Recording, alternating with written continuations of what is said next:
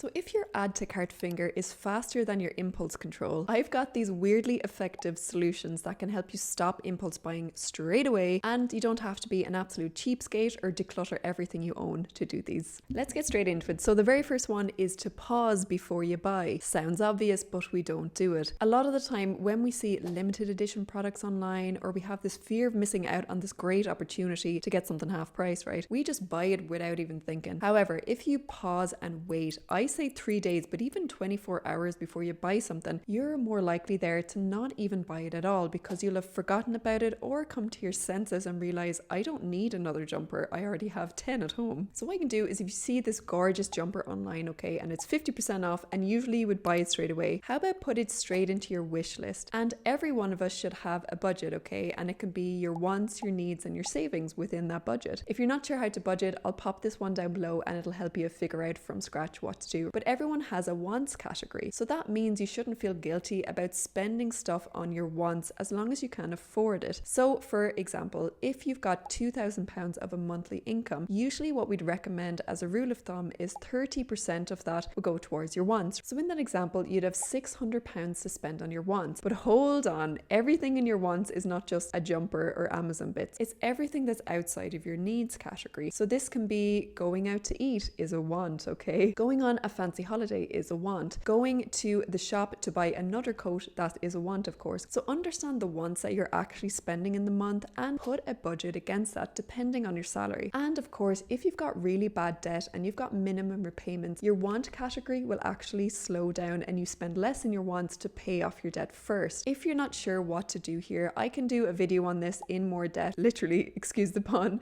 in more depth if you find you don't know what way to tackle your money. So don't worry, let me know down below if that's something you want me to do in the future. But when you put these boundaries in place of a budget, you are more likely to, of course, either save your money by not spending it, or maybe you find a better alternative for yourself. It's not about being an absolute cheapskate, but it's about being a bit more intentional with our spending. If you want to have less clutter in your home and more money in the bank, these tips will really help you out. Number 2 then is to ask, what emotion am I avoiding? You should pause and reflect before an impulse buy and say, how am I actually feeling here? Am I just buying this stuff on Zara because I'm actually really stressed out with my job? Or am I really pissed off at my boyfriend and that's why I've walked down this high street and I'm now buying a stunning silver coat? The coat might be stunning, but maybe you're buying it because you feel crap on the inside. If you really try and focus on what emotions am I avoiding and trying to suppress by distracting myself, it will help you out and have less clutter in the future. So a way to do this is literally to journal. If you're an introvert like me, I often just get a bit of paper out, just start writing, and soon enough I'll realize as to why I'm so stressed out. Sometimes we're not even sure as to what's driving that, you know? So just get a journal and just start writing and see what comes up for you. Or if you know exactly why you're pissed off, it's because your manager was being such a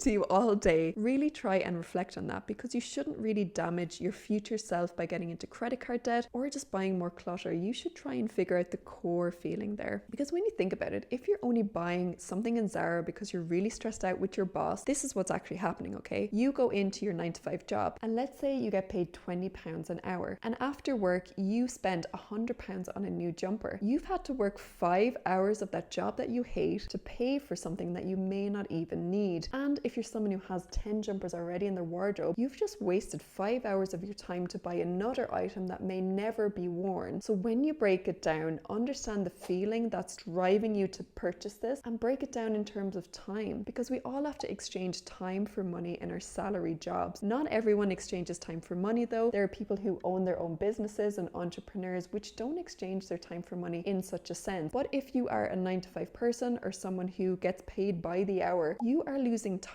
there by buying extra clutter, and sometimes we throw that clutter away. So it's crazy to think we are wasting, let's say, 5 hours of time and that item will eventually go in the bin. What is a better situation to have that £100 in your savings account for your future self as an emergency fund so you can leave your job that you hate, or to buy another jumper to add to the pile? Which one's better? The next tip is to unfollow, mute and unsubscribe. But don't unsubscribe to this channel please, because I'm trying to help you out. You can of course curate your digital space. How often often do you get emails from different brands that you've signed up to that you don't even remember, and they're trying to push payday sales onto you? They're trying to push 50% off Mother's Day extravaganza, right? Whatever type of things that you have in your environment, you're more likely to soak up. So if you just unsubscribe from emails that you are not finding benefit in and you're actually being looped into buying more stuff, just get rid of them altogether and unsubscribe from those. And also same with social media, man. If you're following people that constantly promote fast fashion and you're falling into buying a lot of Pretty Little Thing or Shein or even Amazon clothes, some of the things they might be useful to you, but a lot of the time it's just falling into the wants category and actually falling into more clutter in your home. Because when it causes these spending temptations in these, glorious pictures that influencers put on social media in a new dress, right? Or maybe it triggers comparisons. If you minimize your digital space, you're less likely to be roped into things you don't even want to be roped into. The next tip is to budget for joy. So as I said at the start of the video, if you get £2,000 every month as a salary, 30% of that is about £600, okay? So you're allowed to have a budget there of absolute fun as long as you're not swimming in debt. That's another story. But if you're intentional about the spending, so let's say for example, it's coming into the summer months here, right? And let's say you don't have a lovely summer jacket for yourself. To me, that would be something that would make sense to pay towards if you don't have one already and you have the money to do so. So how about you make a want list for yourself? You can do this every month or kind of update it as you go along. So let's say in this category, it could be in my want list. Okay, I need a MAC jacket because I don't have anything like that. I also want this stunning new vase because I'm really into flowers lately. And I also want more prints to put on my wall. So those would be things in my want list. And as time goes by, if this all adds up to more than the £600 pot, I won't pay for it all in 1 month. I will split it out. And also it makes me realize if it's there visually in like a Pinterest board or even like a Word document for yourself, if you see it visually all the time and come back to it, you'll start to realize, okay, hey, actually I don't need a print because I've got extra prints that I haven't put up on the wall yet in the other room, so I could put them here instead. Or maybe it's like, oh, my friend said she had a spare MAC coat. Maybe I could just borrow hers, or we can do a clothes swap so I don't have to fork out money for the MAC coat. You become a little bit more creative when you have that want list for yourself. The next tip is to replace the habit, not to remove it. So if you have a habit of going online every evening after work and browsing on ASOS and browsing on Zara, okay, instead of, just doing absolutely nothing with your time, how about you replace it with something else? You could maybe hang out with a friend nearby. Maybe you could, yes, get into journaling. Maybe do a bit of a self-care evening for yourself and have a nice bath and light a candle. Not buy more self-care products because you've got loads already in your bathroom, right? But you can just kind of look after yourself and,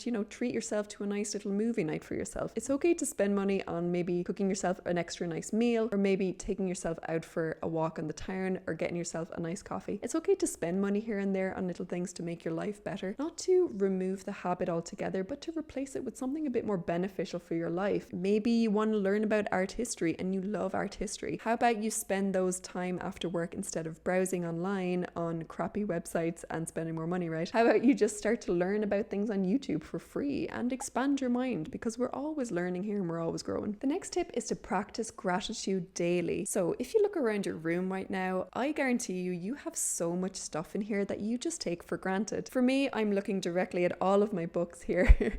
And I know I've said in a previous video that that's my downfall. It's not buying clothes, it's buying books that I never read, right? But every time I walk into this room now, I actually love seeing all the books together because it's a mix of fine art, it's a mix of poetry, it's a mix of things that actually make me happy. So even though, yes, it was annoying that I spent so much money on books I never read, I've kind of switched it around and feeling grateful for the things that I do have. I did declutter a lot of them and give them away to charity shops, but the ones that I've left behind, mean something special to me. So maybe do the same for yourself. So if you stop and pause and just accept that, oh my God, I've actually come really far and I'm in a decent job or I'm in a decent part of my life, just be a bit more grateful for that. I always remember this quote here, which I'll pop down below. And the quote is, remember when you were dreaming of the life that you're currently living. So when you were younger or a teenager, you may have dreamt to live such an amazing, fruitful, independent life. And maybe you've already reached that, but you just haven't even processed that you have because you're always trying to, seek more.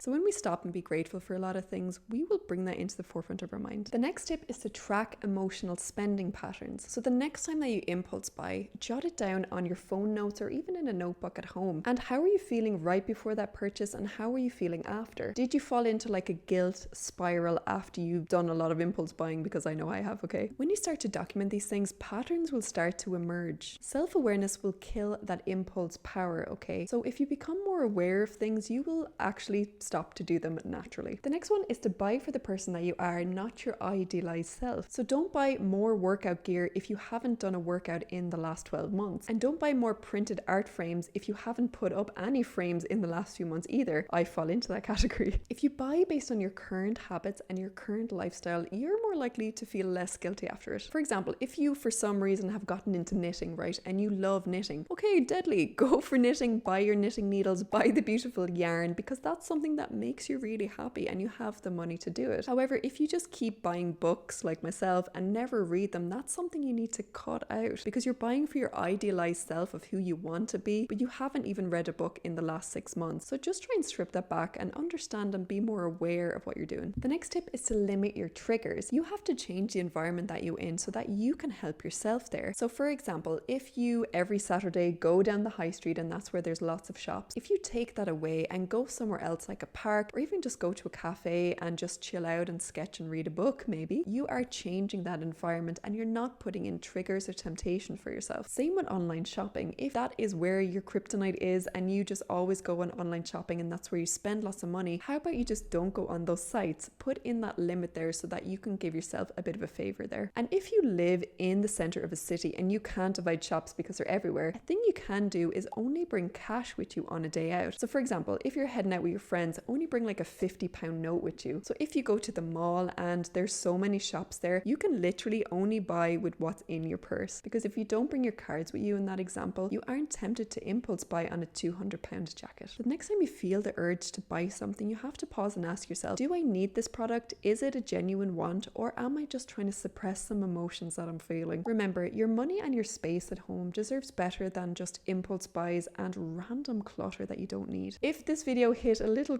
too close to home, let me know down below which one of these you think will actually help you out to prevent having so much clutter in your home. It's important to not give ourselves too much pressure on this. We're all human and we all buy things, but if we put it in the forefront of our mind, we are more likely to change. But if you found this useful, please subscribe. That'll really help the channel out. I am over 100 videos now and I've just reached over 1,000 subscribers, which is amazing. So thanks to everyone who has subscribed, and whoever comments, I read every one of them. But I'll see you next week, guys, and I'll talk to you soon. Bye.